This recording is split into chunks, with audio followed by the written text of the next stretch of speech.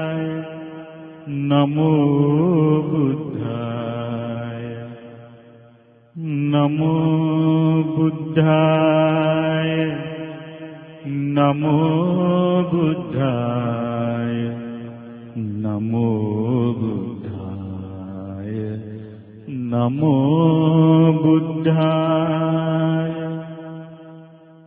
නමෝ බුද්ධාය නමෝ බුද්ධාය නමෝ බුද්ධාය නමෝ බුද්ධාය නමෝ බුද්ධාය නමෝ බුද්ධාය නමෝ බුද්ධාය නමෝ බුද්ධාය නමෝ බුද්ධාය නමෝ බුද්ධාය නමෝ බුද්ධාය නමෝ බුද්ධාය මෙවැනි වටිනා ධර්මදේශනා ශ්‍රවණය කිරීමට ශ්‍රද්ධා ඩේලි YouTube චැනලය සබස්ක්‍රයිබ් කරන්න.